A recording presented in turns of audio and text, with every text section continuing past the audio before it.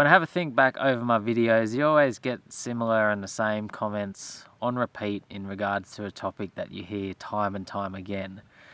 If there was one particular comment and question that stood out above all the rest, it would be in regards to Dad getting a locker for the MUX. When is he going to get a locker? Why hasn't he got a locker yet? Just ongoing, again and again and again, thousands of times. Well, the day has finally come. He has got a locker for the MUX.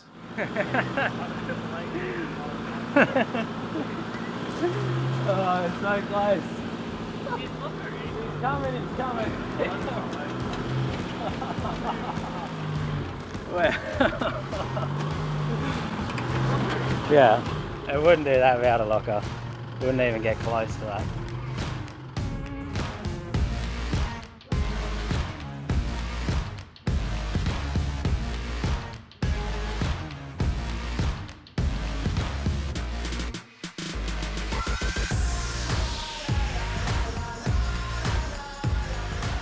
Now the locker has already been installed in the MUX. I filmed the installation. I didn't do too much talking on the day, so I just sort of overlay the footage, do a bit of a run through of how a locker is installed, what it involves, give a little bit of insight into there. But before that, I'm just going to back up and cover a few different things on lockers and the common questions.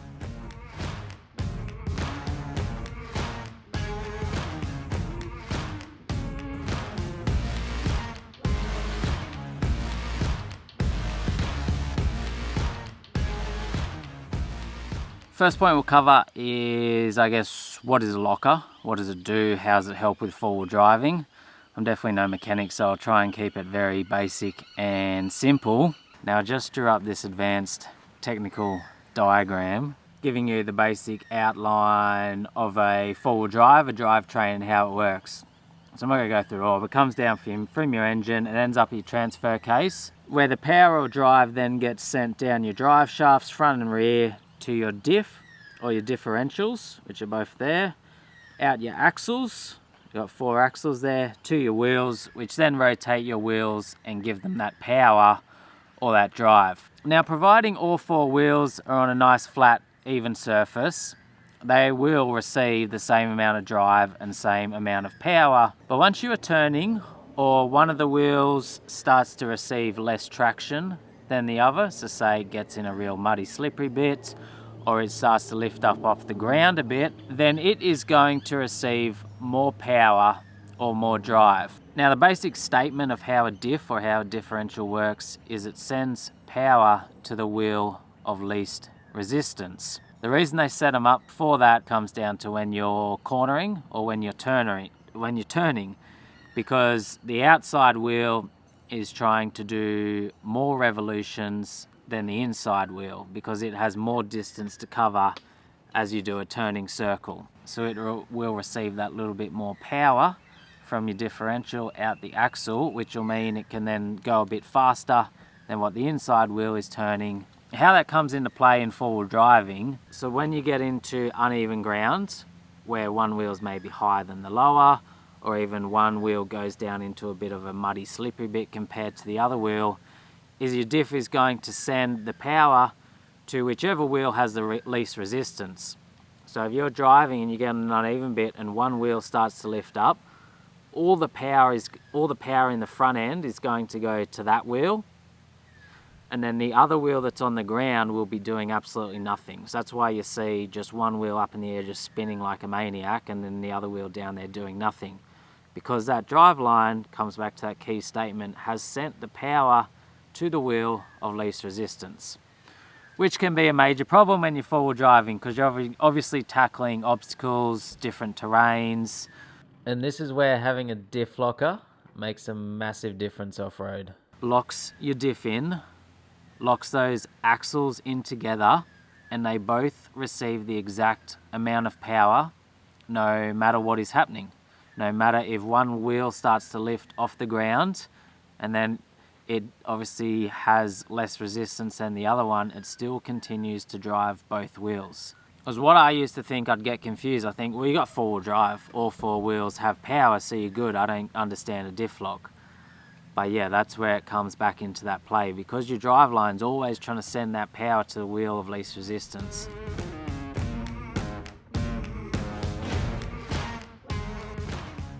There is different types of diff locks.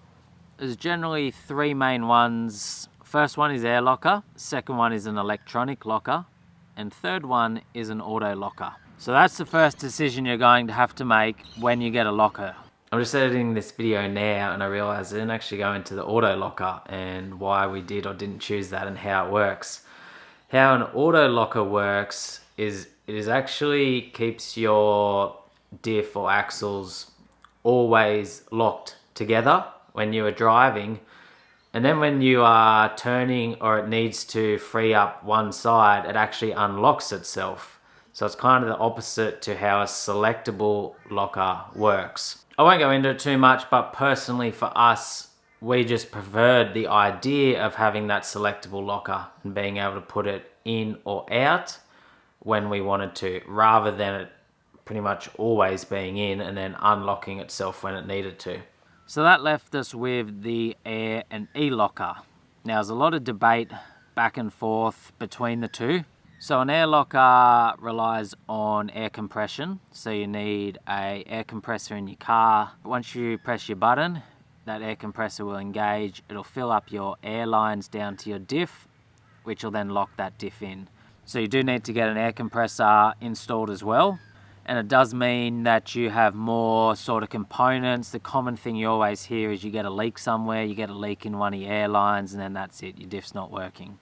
That's probably the main sort of negative of them, but obviously a lot of people swear by them and use them all the time. The main disadvantage you hear about the e-locker is they can disengage themselves sometimes on a little bit of rollback. So say you come up to an obstacle, you go to climb over, you don't get the roll back a bit, it's disengaged. Then you have to do, I think it's a quarter of a turn forward for it to re-engage. With air lockers, you got the ARB air locker, you got the TJM Pro locker. They didn't do TJM Pro lockers for the MUX, so it came down to it was the ARB air locker versus the Harrop e-locker. Both of them you were looking at around the $2,500 mark for parts and getting someone to install it. We don't have the mechanical skills ourselves to install a locker.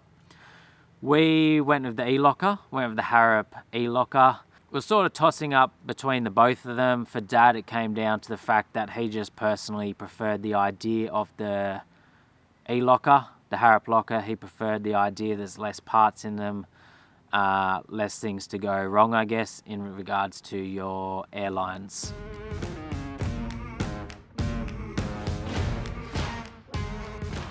And then the final massive question is, do you want to go a front or rear locker?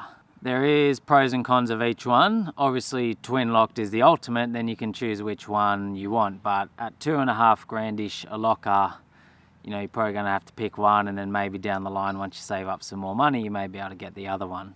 There isn't really a right or wrong answer to this. People are always going to have different opinions. We went for the rear locker in the MUX. The reason being, I've always found the rear locker much more versatile to a variety of situations over the front locker. The front locker can definitely outdo the rear locker in some circumstances.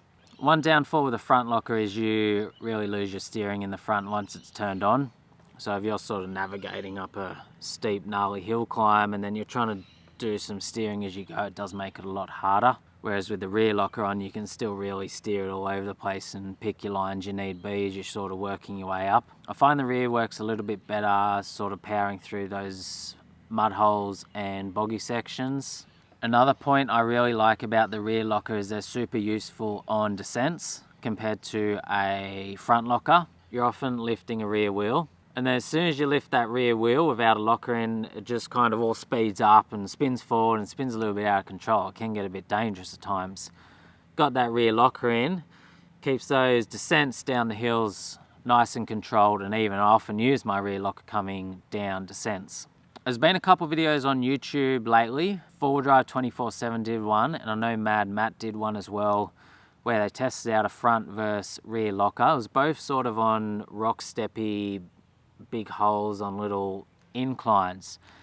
And they both came to the conclusion that the front locker slightly outdid the rear locker in both those circumstances. And I think that's where the front locker does outdo the rear locker, where you're trying to sort of pick your vehicle up over a larger rock step or hole, trying to get it that real slow technical stuff, which is not so much what we're doing anyway.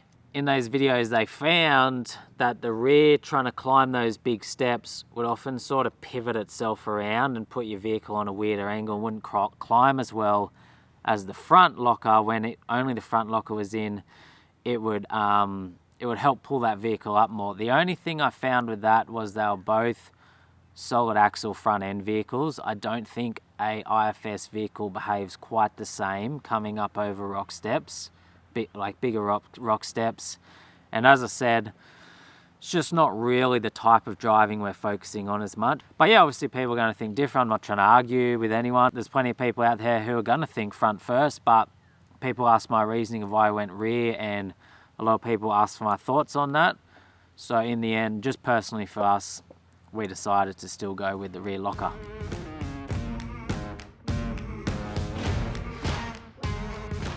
I'll now run through the install of the locker and some of the footage I had from that day. As I said, I'll just talk through how it all went down. We got it installed at Momentum 4x4. There's sort of our local four-wheel drive shop in Wauchope, and heard good things about them for installing diff locks in the area when asked around. First part of a locker install is to basically pull everything apart to get that diff center out. Drain your diff oil. Because we're doing a rear locker, it's obviously all down the rear of the car. The first part of the job is just basically unassembling all that rear end. So you got both rear tires off, and then you start working your way in. Pull all your brakes apart. Right, yeah, so I can get the axle out. To get the axle right out, I have to drop your handbrake cable off. Yeah. And then I've got to take your wheel speed sensor out. And that way, yeah, just gets your axle out of the diff housing. Todd was the mechanic at Momentum who did all for us there. He's quite experienced. When I tell back these things, I always say we, but when I say we, I meant I stood there and filmed and got in his way and made a nuisance of myself while he did all the work. So if I say we, that's basically that's the we in that scenario. Once those wheels are off, start pulling everything inside the wheel apart. Disconnect your ABS sensors, get your brakes apart or your brake pads off, get everything off there so you can get into the axles. The axles get pulled out as one with your wheel bearing and that on the end of them.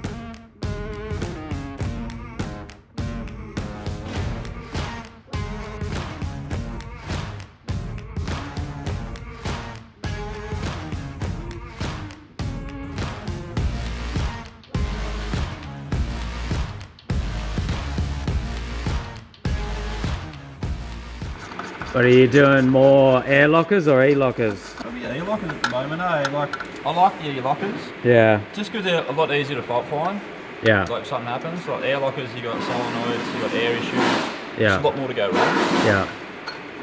But in saying that, e-lockers, on a rollback, they'll disengage a little bit. Yeah. And they'll come back on. That disengage thing, is that every time they roll back or only sometimes? I'd say sometimes. Or they roll back, pop your foot on the clutch, just to disengage a little bit. Yeah.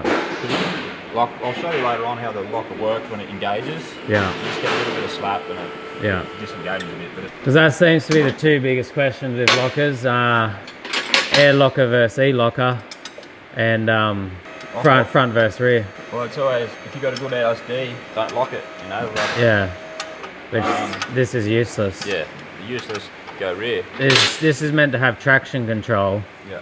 But we've shown time and time again, doesn't do anything. Yeah. Once the axles are out, you can then disconnect the tail shaft from the diff, unbolt that diff, and then you can pull the whole diff center out of basically the diff housing and your axle housing and all that. So the locker's a new center, is it? Yep. Yeah, okay. So that's a diff there that's had all its teeth sheared. Yeah. So you check what they're set on already. Yeah, because you know it's running fine the way it is. So it's only 7. You're spot on 6 there. Yeah. So that's just how much movement there is in the teeth, like how much it can sort of move back and forth. From your crown wheel to your pinion. Yeah. So if you're too tight, they bind up. And it just won't. That's nice and smooth. And then obviously have a bit of a look over the teeth. Yeah. Make sure it's you all... see there's no like pitting or like you don't see any moisture marks for rust or anything like that. Now the Harrop Elocker is a replacement centre of your diff. So you got a whole new diff centre, and then you do need to get a few parts, including the crown wheel, a couple of bearings and that then you sort of rebuild your new centre with a couple of parts from your old centre, and then it can go back in. So that's the next part of your job.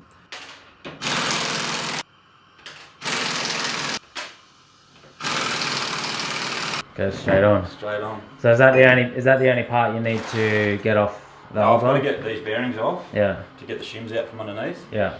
And before I press them onto here, I'll put those shims on, then we can set it in. Also, when I'm running through this, I'm running through it as if it's a 3-minute job, but this is quite a big job. When you're building the new diff, you have to make sure you get all your tensions right and your backlash set right. Make sure it's all sort of neatly in place. Everything's obviously all done up.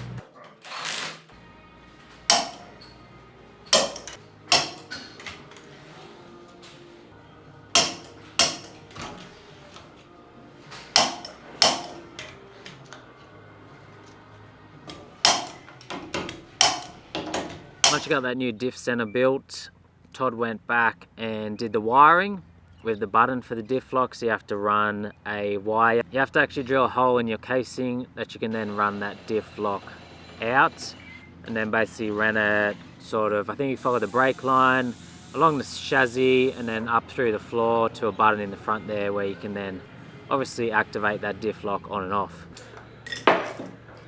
Where you got here, you got a magnetic, like this magnetic ring here. Yeah. As the diff's turning, 3 pins. 1, 2, 3.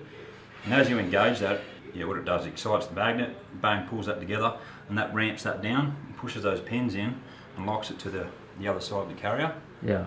And when you disengage it, they pop out. Yeah, okay. So it's just a magnet setup really.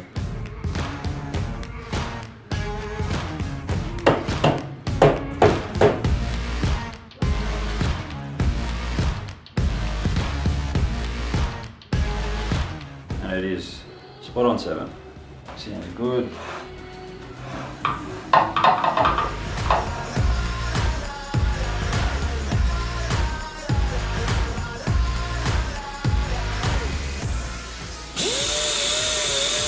Once the new diff center was built, brought it back over to the car. Your new diff center and locker goes back in first. Did a few extra things there. New axle seals in the rear and re-grease your wheel bearings, start putting it all back together, clean it all up, make sure it's obviously all, there's no mud or bits of dirt or anything that are in the way there.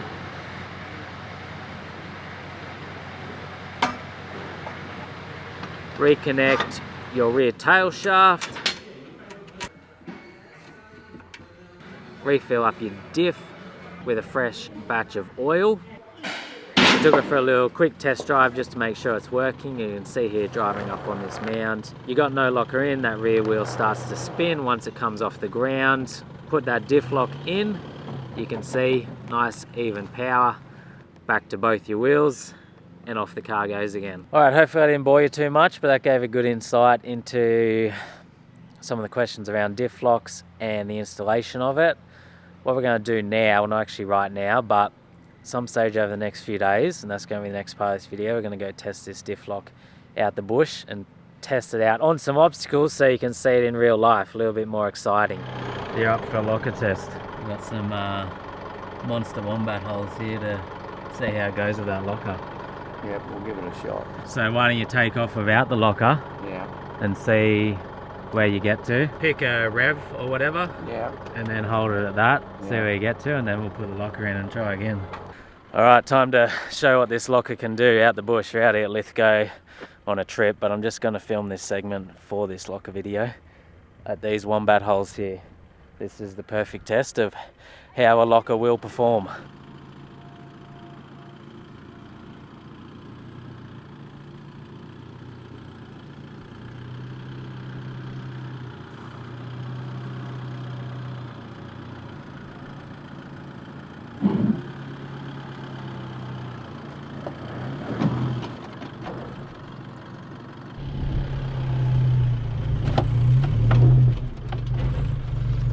So that's it, that's no locker in. That's as far as you got flexed out on the wombat holes. So that was with no locker in. The car hardly got anywhere at all as soon as those wheels started to cross axle themselves. Unload, all the power went to the wheels that were doing nothing, got nowhere. Stick that locker in and see how he goes.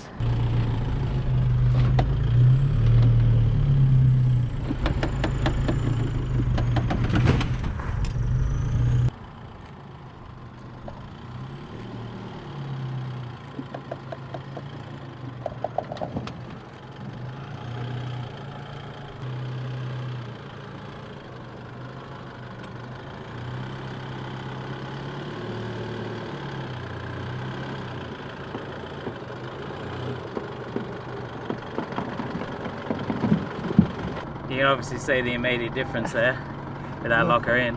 No denying it. Crawled up that whole thing easy. Yeah.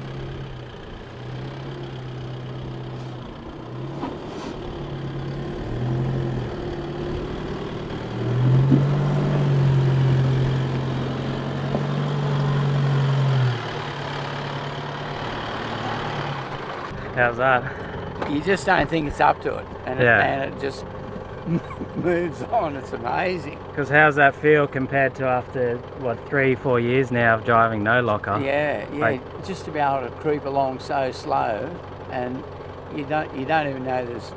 It's like there's not ground under you at times. Yeah, you had a couple of big wheel lifts there, and in the rear as well. Does it feel weird when you're not used to lifting wheels and those wheels being able to go high? Yeah, it does. Is it a bit like scary or? Yeah, everything's a bit more floaty. Yeah. You think you're floating clean off the stage. Yeah. But yeah, massive difference there with that locker. Yeah. Well, as you saw, you got 5 meters into the track and came to a stop. That'd be a winch job the whole way up. Yeah, I liked every moment of that. It was great. Well, there we go. That's what you can do once you get a locker in. You can see just that massive difference there. As soon as that car is on all weird angles, wheels are unloading. Even with the one there, he just crawled the whole way up, so you can imagine what twin lock's gonna do.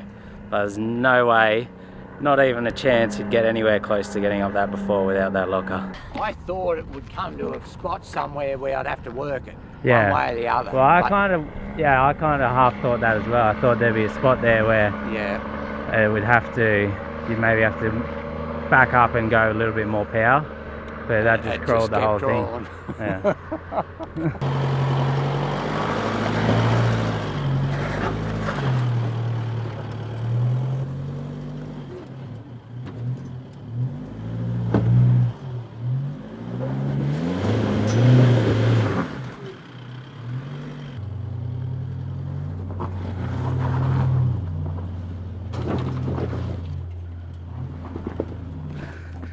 Bloody maniac.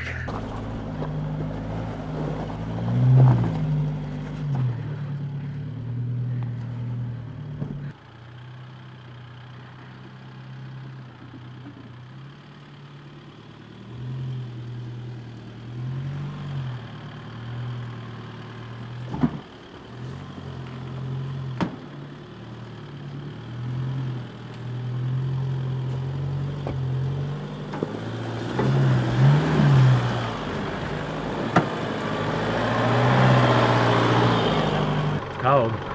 Yeah, You'd have to be blown away at the capability Yeah, of it. that does. This sort of stuff. on that grade then I thought this will take it to it, but it just rolled on. Yeah.